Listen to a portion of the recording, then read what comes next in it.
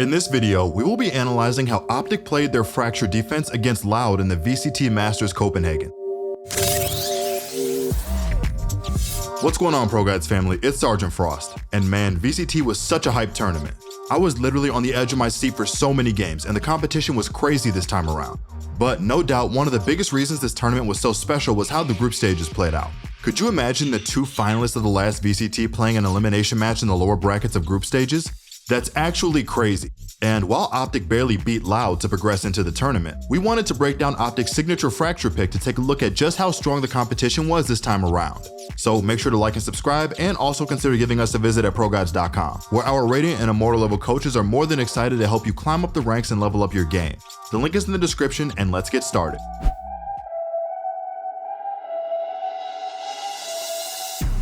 Loud has done their homework, and they know Optic likes to go aggressive with Neon on defense.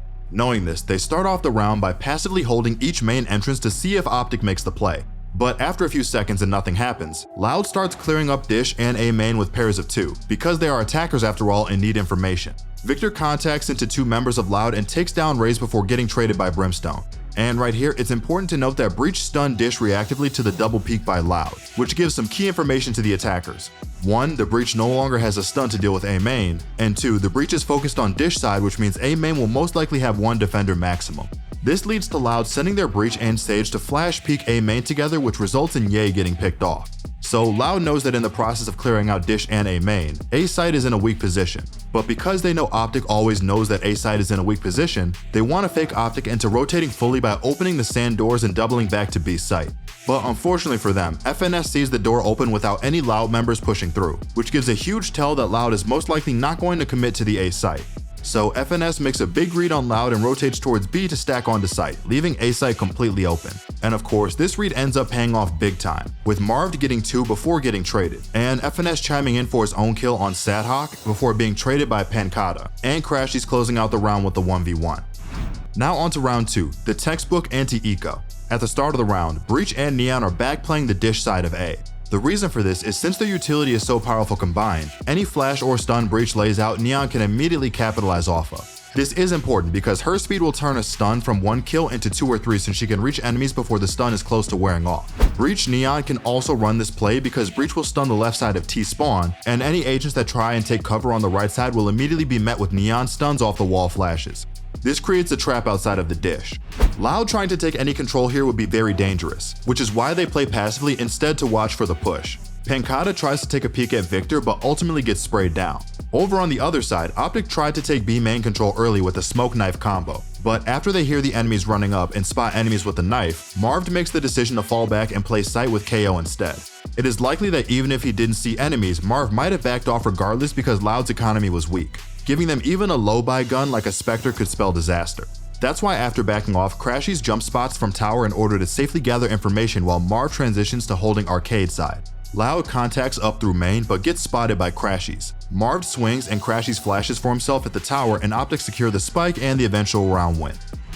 And this is where we head into our question of the day. Which map do you like to see played the most? Personally for me, I really love watching Ascent being played.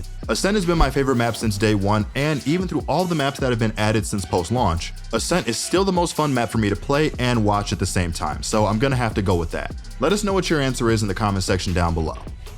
Now, moving into the third round, since Optic starts this round with early aggression arcade and Dish, with Ye posting up on Dish side and a deep smoke to secure the orb on arcade. Ye contacts into players from Loud at Dish but isn't being pushed out, which gives Optic information on 2 players' whereabouts. This gives the arcade players an idea, which is to pop flash through their smoke at arcade and try to pinch the attackers. The flash pushes Sadhawk off the angle and they instantly take out Brimstone, but Crashies gets traded and Ye gets taken out by Aspas a few seconds later. Meanwhile, Les is clearing up arcade and finds that no one is in a deep position to hold, which gives him a chance to lurk up. And in the process, they actually catch a glimpse of Marv in tower, which gives them crucial information on one piece of their setup. After contacting FNS at Generator, the whole team of Loud is immediately aware that he'll most likely try to flash for Marv to peek, which is why when Marv peeks out of tower after the flash, he's instantly taken out by Loud's players. This is where Loud speeds up and sends 3 players through tower, because they just killed Marv there, and also possibly because when Les saw Brimstone, he could have noticed that Brimstone's back was turned towards the other entrance, which means that they have no information or control over the site itself at the moment. However, in the process, Sage is left alone to clear the front of the site, which means she could be singled out. Sadhawk is almost immediately punished for this and taken out by a bulldog burst from Victor coming from B main. Even though Sage is picked off, Loud still has the man advantage, but their position is bad due to being in tower. And as soon as Victor throws his stun, Loud tries to push through the choke to avoid the stun and gets taken out by FNS. And of course, Optic play a textbook 2v1 situation and end up securing the round. Now let's transition into round 4. Having won the bonus round, Optic are really in a strong position to ride the momentum since Loud are back on Eco. Round 4 opens up slowly with 2 members of Loud arcade side with 3 members working A main. Optic are in a very passive setup on A with Chamber on top of the box holding Dish, and Neon holding A main from top site, while Breach being ready to support from spawn. At this point, the game's plan for Optic is to play a passive angle and use FNS's Aftershock combined with Breach's stun to fight oncoming attackers from A main. But what Optic doesn't realize is that their setup has a gap, which is if an enemy sneaks up the right side of A main. Because Victor was jump spotting, Sadhawk finds his way into the right corner and receives a big reward. This small timing lets Sadhawk get a free pick on Ye, which sets the play in motion. FNS takes a gamble to help Victor fight the attackers pressuring A main, but this leaves Dish unguarded. And while everything was happening, Loud was quietly clearing up Dish side, which leads to them finding an opening to punish FNS immediately. Victor, now left alone top site, is overwhelmed and is killed through the top site wall. With the round drifting farther and farther from Optic's hands, it's important to evaluate their win conditions. Those being 1. To eliminate the enemy team before the bomb is down, and 2. Stop the enemy team from planting the bomb. Trying to play a 2v4 retake with the bomb already planted is extremely difficult. If Optic can deny the plant, that would work in their favor since it might give them an opportunity to even up the numbers before a time crunch. Loud uses their Sage Wall to cross safely onto site and taps the bomb in order to try and bait out Marv's ultimate. Loud doesn't want to lose their man advantage since they weren't able to retrieve any of Optic's lost weapons as of yet. And with many of Loud's members low HP, trying to stick a bomb plant will result in that member dying. Marv identifies the plan as cancel and hangs on to his ultimate to stall time even further. Marv now knows Loud can't get the bomb down with him having his ultimate available with only 25 seconds left on the clock. He tries to make a read that Loud's only position is to rotate to B site to avoid the aftermath of the Brim ultimate, and this is indicated by Crashies, who begins to make a rotation to the B site at the 25-second mark. This is where Marv ults into the attacker spawn, trying to delay their rotation that hasn't happened in the first place. This miscalculation allows Loud to safely get the bomb down on A and play the 2v4 post plant they were after all along. Now let's get into round 5. Optic once again opens the round up with a beautifully designed utility combo with Neon, Breach, and Brim almost ending Loud's round before it begins on the B site. Breach starts off with stunning all of the close box and almost into the attacker's spawn, knowing that if any players are stunned in this area, their first reaction will be to take cover behind the box to avoid the player pushing off the stun. Optic is ready for this and has Neon bounce an Aftershock off the wall into the box location. This effectively double stuns the players in the corner, trapping them, while the Brimstone cuts the line of sight from players who were able to avoid the stuns. This play works out with picking off the Sage, but quick thinking from Loud Stacy saves the rest of his squad from the utility combination. He uses his Breach stun to slow down Victor's approach. What this does is buys his teammates who are in the smoke just enough time to aid him and Sage, who are trapped in the barrage of utility. Victor would have loved to take the 2v1 trade on the stunned player since his character's utility is objectively worse than Breach and Sage's together. In the end, however, they are able to outplay the utility and take the 1-for-2 trade in their favor. After these trades, Optic knows Breach is the only remaining member of Loud left on B site, so they start looking to trade him out. FNS uses his ultimate too for Loud back so his teammates can have more time on their rotations. With only a Sheriff, FNS needs all the help he can get. FNS is able to pick off low health Aspas with a perfectly timed Aftershock on the stunned Raze, making the round a 3v3. The round takes an interesting turn since Pancata is out of smokes, so in order for Loud's best chance at a site take, they decide to use Les's AWP to clear those long B angles. Pancata has a nice read on Crashy's location based on his ultimate he used earlier in the round, and is able to catch him holding arcade while Les's AWP easily dispatch FNS, who only has a Sheriff in CT. Sometimes when you are stunned and unable to fight, using your utility to counter the push like smokes, flashes, or stuns that time block can mean the difference between a round being lost and won. Now let's look into round 6. Loud plans on taking B fast this round with a Rolling Thunder Raze utility combo. Right off the bat, their plan is stunted after Ye gets the opening pick onto Breach. This is immediately followed up by Sage's res since the entire round pivots off of Breach's ultimate. The reason why the Rolling Thunder is so important is because it perfectly sets up for Raze's utility. Once the ultimate is rolled out, Raze uses her nades to clear out the backside while also popping her ultimate at the same time. The brilliant part of this site execute is that Raze completely understands the weaknesses of their site take. After the nade clears backside and the rest of site, it's clear that with the pressure from the Raze ultimate, he directs the rocket into the smoke seemingly blind. Raze knows that the only point of retreat is into the CT smoke, getting an amazing ultimate off. Once the site falls, Raze picks one more kill with that nade and finishes the round off with a 4K off the back of some perfectly timed utility combinations. Round 7 opens up with a bang to decide who takes the 1-round lead. Loud has 4 of their members in CT spawn with only Chamber pressuring Dish side with his trip keeping him safe from possible Optic aggression, which Loud doesn't need to wait long to see. Optic again starts with their 3-man play towards B main with Neon, Breach, and Brim. Loud knows where 4 of the Optic members are posted 5 seconds into the round with the B main play and KO's knife Dish. Since they know where most of the Optic members are, Loud makes a quick rotation to the A bomb site. This information leads Raze to double satchel into A heaven relatively risk-free to take forward space for the impending rotation Optic will have to make. Loud decides A is the lesser defended site. Raze will later catch Victor in the rotation and beat him in the duel. The 2 Optic members playing on the A site are feeling this pressure from Loud, so they scramble to set a crossfire on the players who are coming from sand. While Loud is pushing into the sand, KO repositions from Dish into A main. This way he can hold a crossfire with Ye while the Dish drop is held by Chamber's trip. This is where Loud's miscalculation comes into play with Chamber's ultimate. The angle Chamber is holding is extremely advantageous since not only does he have KO to crossfire with, but he only needs to clip the arms and legs off the attackers with his AWP to secure the kill. After the first frag, thanks to KO's crossfire, the slow makes it so that he can swing out faster and has an easier time landing his shots, leading to Chamber getting 4 kills in the round that eventually leads to an Optic victory. The 8th round is extremely fast, but only because Optic planned it to be that way.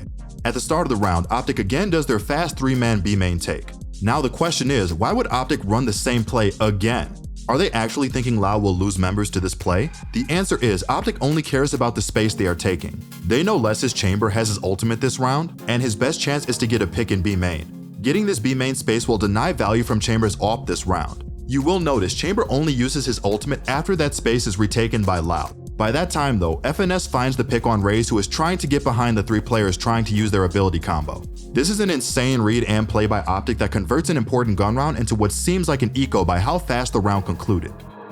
After Loud was snuffed out in round 8, they took a quick timeout to evaluate Optic's strategy and look for a hole in their defense. So what changed? Loud successfully deduced that Optic has been playing Dish fairly passively, holding with one member who often rotates off in place for Chamber's trip.